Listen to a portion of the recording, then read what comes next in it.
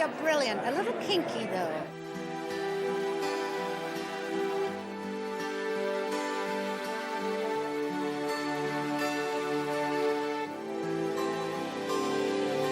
Counting down the days, there's nothing left to say, 'cause all you left is broken down. It's very smart, it's very sharp, it's very witty.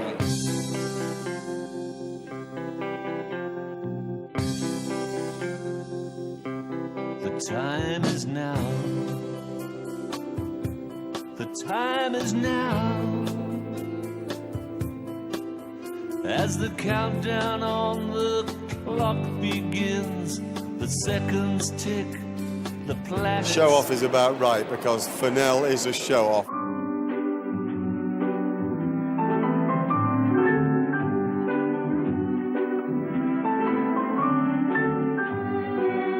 It's very inspirational, I love it. You're very clever, Theo. Doesn't seem to matter anymore.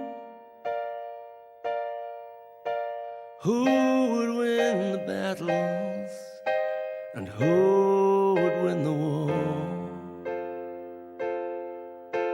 It doesn't seem to matter at all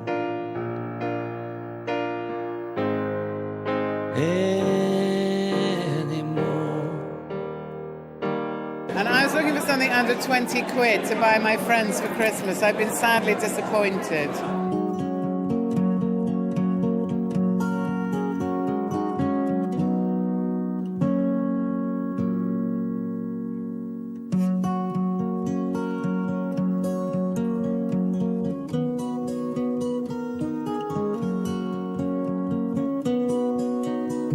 Really inspiring, very artistic. Genius level for some of the things that just really just very, very beautiful. This is where the story starts. This is where the action happens. This is where it all begins, by the wall. Lying in this sleepless bed, listening to the revolution, listening to the sound of the mighty empire fall. Is this the brave new world? That's what separates the men from the boys, Theo. Or the start of the waiting game? Brave new world. Or the start of the waiting game? Is there any security here or anything? Is there? There is security. So when I go out, so I should give you this back then. Everybody has their...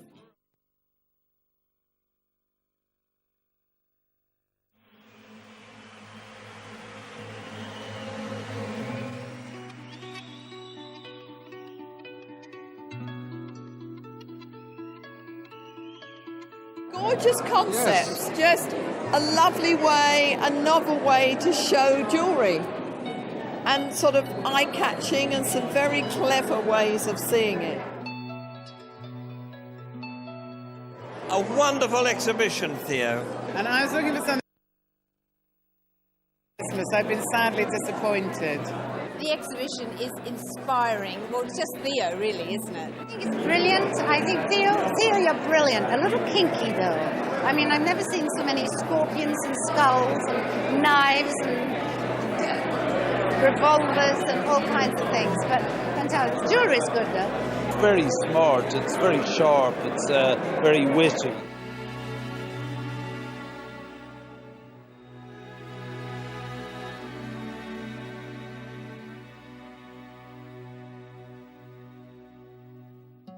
Walk me down the church when I'm 60 years of age.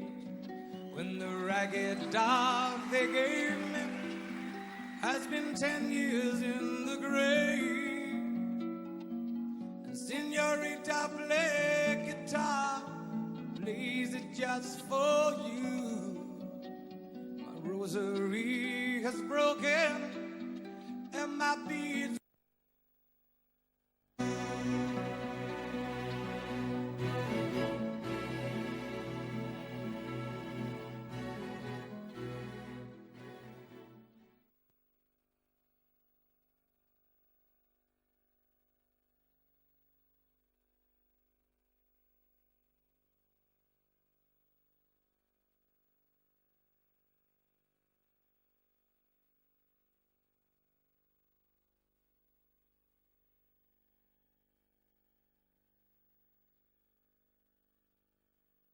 There were two reasons we did this show, and the first was a reaction I had to a conversation I had with an artist about what jewellery really means to people, what place it holds in their hearts and their minds, and what they really feel about it.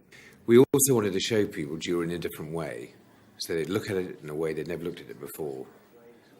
Certainly not in the way they look at it in a jeweller's window, more as they'd look at an artefact in the British Museum, maybe. My other thought was that jewellery has become polarised.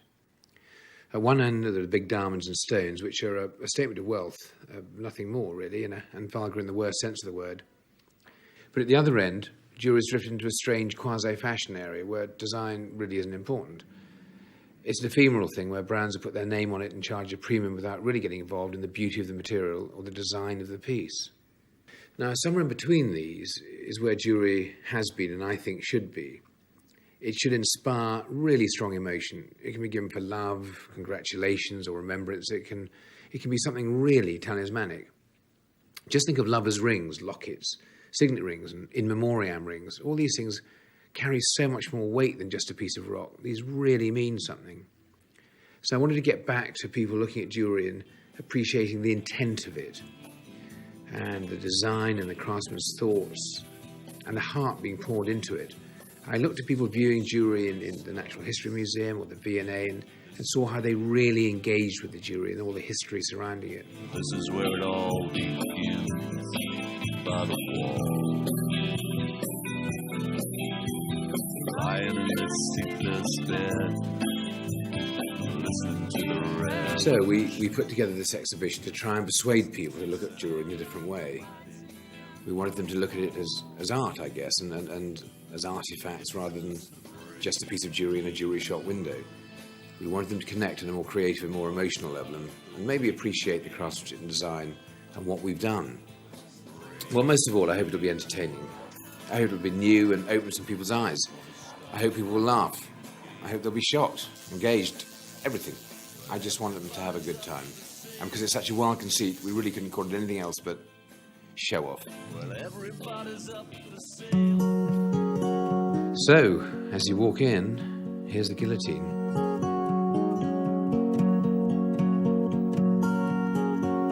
A terrifying image, but through here, even more terrifying for poor Marie Antoinette. Still wearing the earrings. Sort of shows that jewellery lasts longer than life. Beautiful, beautiful rubies.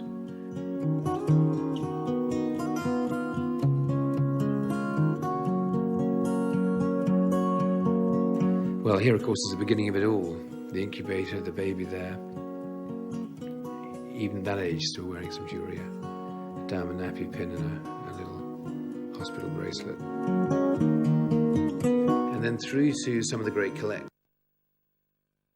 A great taxidermist did it for us, and one of the great collectors, a squirrel. What jeweller wouldn't like a squirrel?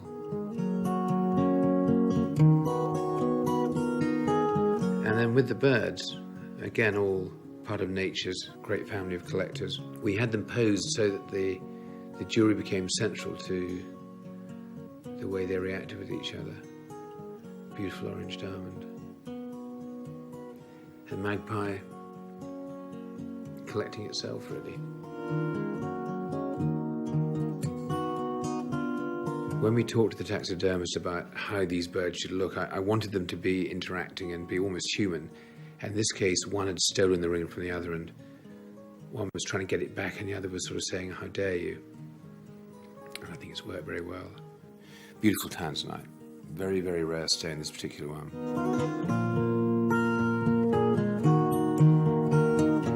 In all these light boxes, we try to show the stimuli and the influences and the inspiration, really, of how some of these bits of jewellery came into being. And with this very Baroque piece, some of the Tintorettos and the paintings from the ceiling of Whitehall, funny enough, had a big effect. And I think that wonderful romantic look.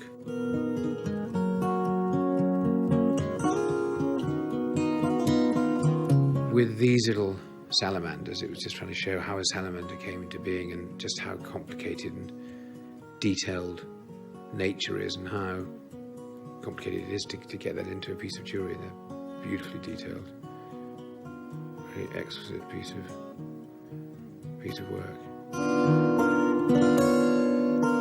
And here, really showing again the influence of what came behind this. These are poison rings, deadly nightshade and poison toadstool, both of which are open in the old tradition of poison rings from way, way back into prehistory, I guess. And here again, the classical influence, something that's been immensely important to me. Mythology, and here the phoenix lifting up the black diamond rising from the ashes, which is obviously apt to the stone. And here pearls, just some of the things that we talk about in every day. Pearly kings, pearl before swine, even my mother wearing some pearls. And again back to this classical idea of Pegasus, the winged beast, beautiful, beautiful image, and taken as the corner to these rings, this beautiful kunzite. And then again back to the classical illusion, back to the idea of cherubs and putti, a slightly more friendly poison ring, maybe something that makes you feel a little bit better than the other ones did. Poison ivy here, and again the influence of this was Lucretia Borgia. In a bar in Casablanca, you could hear the piano. And here the winged goddess is a really powerful image, and always has been, this idea of a sort of angelic figure with wings. And we use it here at the corner of this Santa Maria aquamarine ring.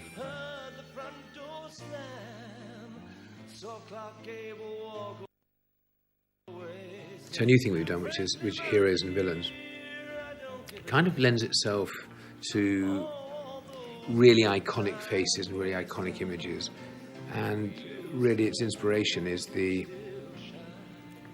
king rings and the emperor rings from way, way back. So we've done heroes and villains. We've tried to keep it so that there is a certain ambiguity to whether somebody's a hero or a villain. Obviously some are near a heroic status like Gandhi, and some like Mao far more villainous, but a range across the board will get people talking, I hope, and they sit beautifully and they're wonderfully modelled.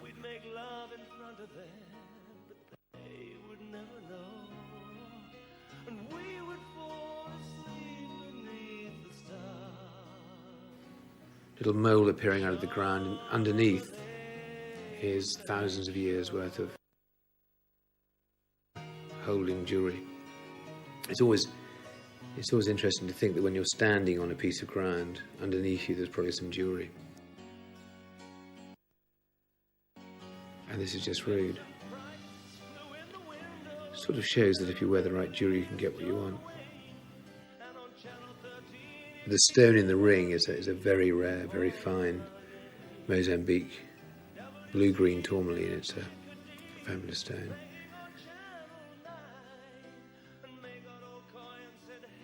We did this really to try and show modern jewellery on classic pictures, showing really how modern jewellery would look on a classic form.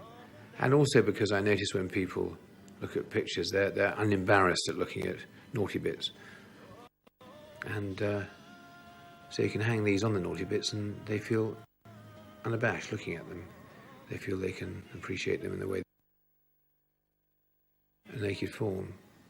It changes people's attitude a little bit. But also shows just how good jewellery can be without clothes to back it up.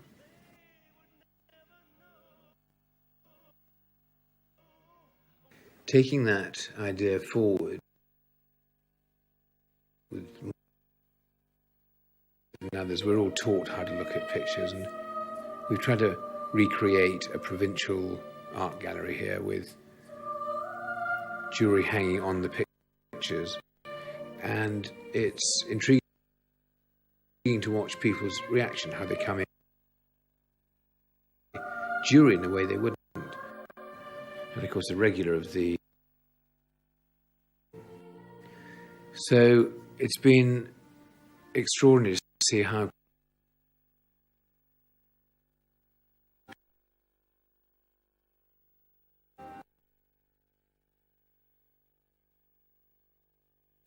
view it with an intensity that they wouldn't in a jeweller's window, they wouldn't in a box, they wouldn't really probably on being worn by somebody.